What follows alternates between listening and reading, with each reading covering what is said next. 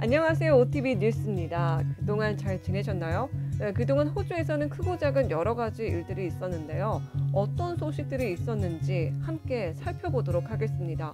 먼저 코비드 상황부터 확인해 볼까요? 한 주 동안 빅토리아주를 제외하고 퀸즐랜드에서 부부가 코비드19에 감염된 사례가 있었는데요.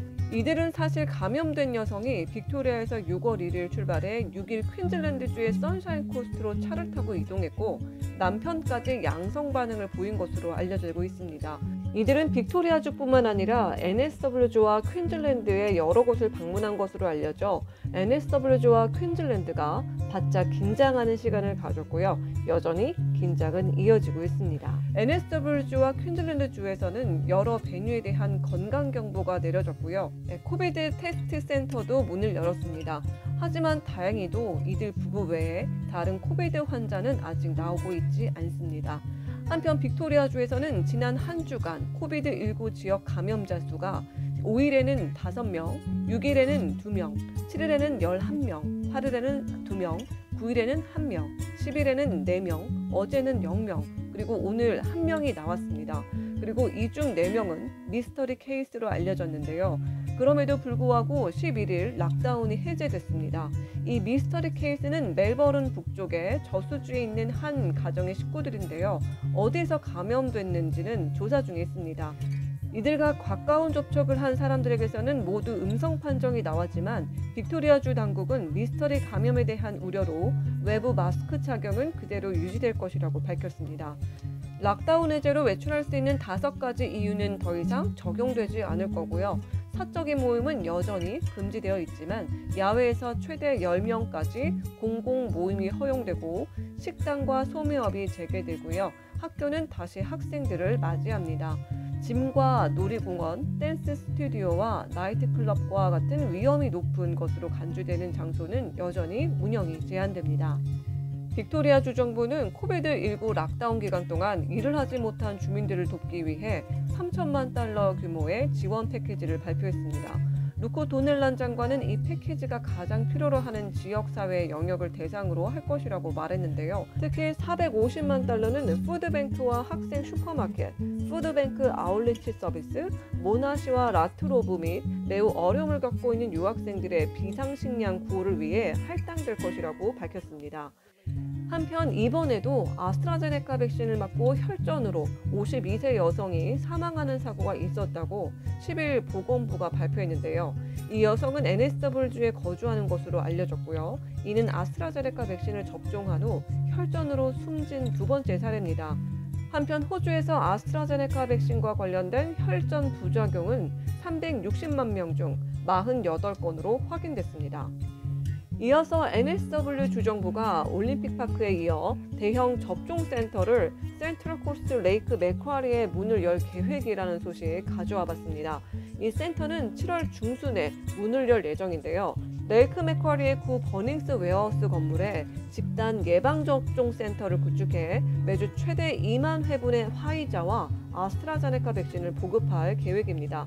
현재 올림픽파크의 예방접종 센터에는 매일 5천 명이 넘는 호주인이 백신을 맞고 있고요. 8일까지 53만 486회분의 백신이 접종된 것으로 알려졌습니다.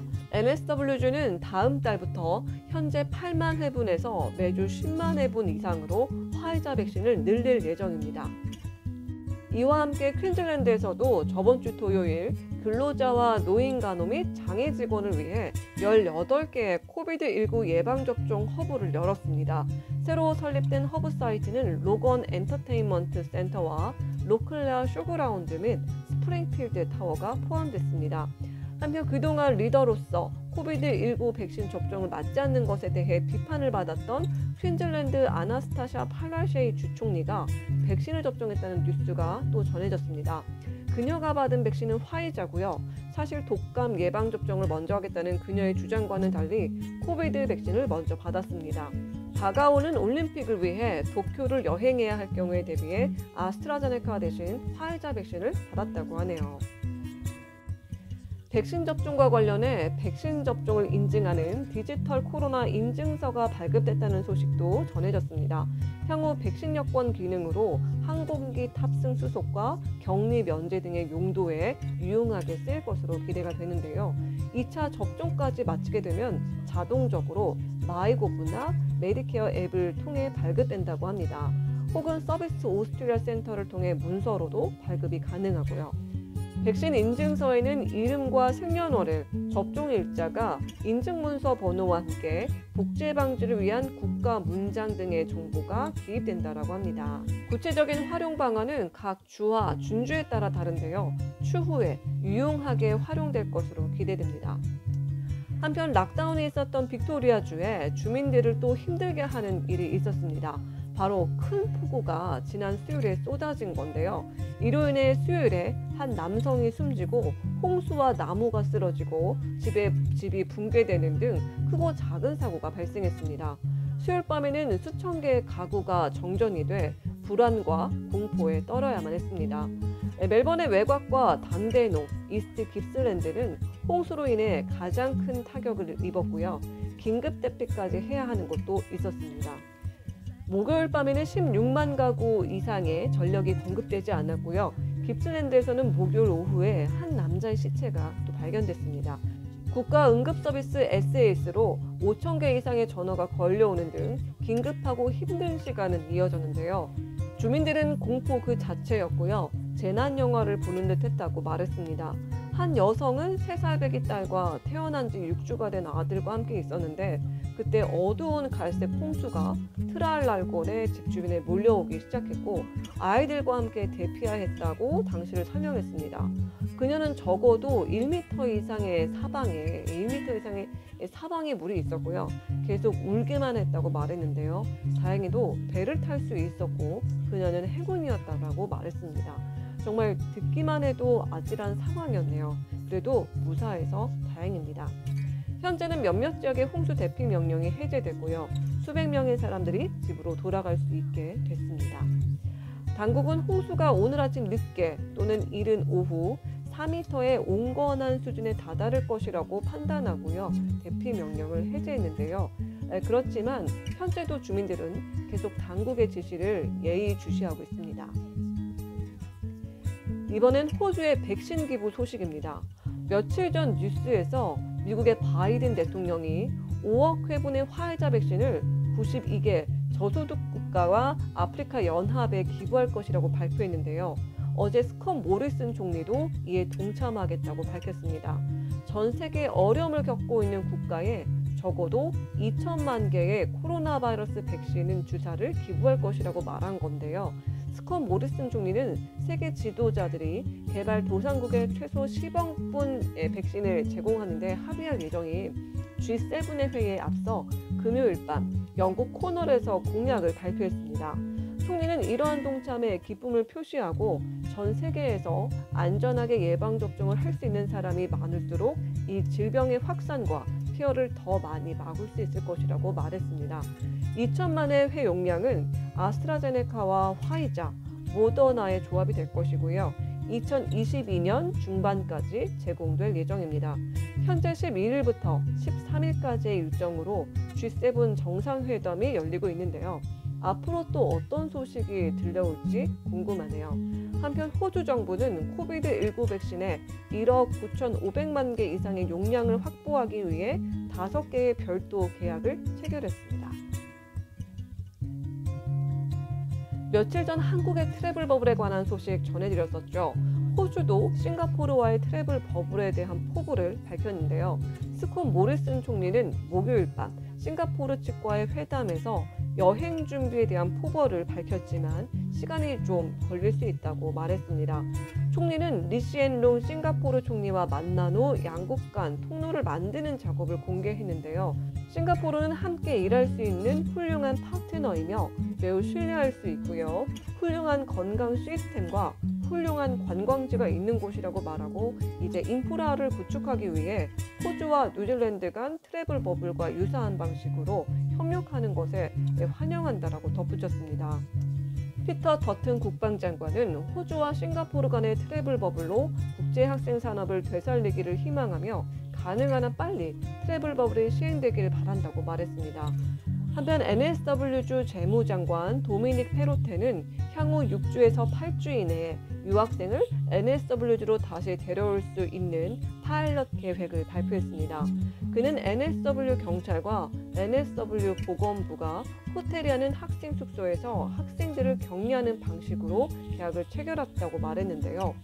첫 번째 전세액 항공편에서 학생들을 호주로 데려올 예정이고요. 연중 중순부터 호텔 검역 시스템을 통해 돌아오는 여행자들에 더해 250명의 학생을 데려올 계획입니다. 학생들을 위한 모든 비용은 대학 부문에 의해 충당될 거고요. 현재 이 제안은 최종 승인을 위해 연방정부에 제출된 상태입니다. 이번엔 호주 국방에 관한 소식 가져와 봤습니다. 피터 더튼 국방부 장관은 제2차 세계대전 이후 어느 때보다 더 복잡하고 예측하기 어려운 때임을 경고하면서 호주 북부에 더 많은 미국 해병대가 주둔할 것이라고 밝혔습니다. 이건 최근 군사력에 급부상하고 있는 중국을 견제하기 위해서인데요. 미국의 존재를 강화하고 다윈의 국방자산을 집중하는 호주의 안보 이익과 미국의 이익에도 좋을 것이라고 말했습니다. 한편 중국군의 급속한 강화에 대한 우려를 제기하는 것 외에도 국방 최고 참모부 장관은 사이버전의 위협이 증가하고 있다고 밝히며 정부는 효과적으로 사이버 위협을 해결하는 데 실패하고 있다고 덧붙였습니다. 이번엔 퀸즈 버스데이의 롱 위켄드 기간 동안의 이중벌점에 관한 소식입니다. 12일 금요일부터 14일 월요일까지 이중벌점 제도가 적용이 되는데요. 이 기간 동안 모든 과속 운전과 운전 중 휴대전화 사용, 안전벨트와 오토바이 헬멧 미착용에 대해 이중벌점이 적용됩니다. 이 기간 조심 운전하셔야겠네요. 한편 NSW주 다이닝 디스커버 바우처가 한 달 더 연장된다는 소식이 있었습니다. 전 초반에 모두 다 써버렸는데요. 시청하시는 분들 중에 아직 사용하지 못하신 분들이 계시다면 남은 기간 동안 유용하게 잘 사용하셨으면 좋겠네요. 계속해서 날씨 소식 전해드리도록 하겠습니다. 정말 추웠죠. 시드니 같은 경우 정말 옴짝달싹할 수 없게끔 밖에 나가서 너무 추웠는데요. 10일과 11일 NSW주에 25년 만에 강추위가 몰아쳤기 때문인데요. 남극에서 불어오는 찬기류 때문이었다고 합니다. 오늘부터는 조금 기온이 올라가기 시작했지만 여전히 춥습니다. 그래서 내일부터 날씨는 어떨지 한번 확인해 볼까요? 먼저 내일 날씨는 최고 기온이 19도네요. 그 10일과 11일 최고 기온이 한 16도였거든요. 한 3도 정도 올라갔네요. 그리고 화창할 것으로 예보가 되고 있습니다. 월요일과 화요일에는 맑고 구름 낀 날씨가 이어지겠는데요. 기온이 19도 계속 비슷한 수준으로 유지가 되겠네요. 수요일에는 비 오는 소식이 있지만 21도의 최고 기온, 그 다른 날보다 이 전날보다 2도가 더 올라가겠네요. 목요일 구름 끼고 맑은 날씨, 해가 좀 뜨겠습니다. 그러다가 금요일에는 비가 오는 날씨 이어지겠네요. 계속해서 다른 지역의 날씨는 어떨지 한번 살펴보겠습니다. 먼저요, 다윈과 브리즈번 지역 볼까요? 이 지역은 좀 이렇게 북쪽에 위치해 있는 만큼 다른 아래 지역들보다 기온이 좀 높겠네요. 브리즈번은 최고 기온이 23도, 다윈은 31도 기록할 거고요. 맑은 날씨 예상됩니다. 그 아래 지역은 20도 미만의 기온을 보일 것으로 예상이 됩니다. 퍼스는 19도고 비 오는 날씨 예상되고요. 애들레이드 마찬가지로 최고 기온 19도, 맑고 구름 낀 날씨 이어지겠습니다. 캔버라는 최고 기온이 13도고요. 눈이 올 건가 봐요. 그리고 멜번은 최고 기온이 15도로 비 오는 날씨 이어지겠습니다. 호바트도 마찬가지로 최고 기온이 15도고요. 비 오는 날씨가 예상이 되겠네요. 오늘 이렇게 날씨 소식까지 전해드렸는데요. 어떻게 또 도움 되셨나 모르겠습니다. 정말 항상 편집을 하면서 생각하는 건데 이 날씨 소식까지 여기까지 듣고 계시는 분들 참 대단하다는 생각이 들어요. 너무 감사하고요. 오늘도 시청해주셔서 감사합니다. 저희는 다음 영상에서 또 봬요. See ya!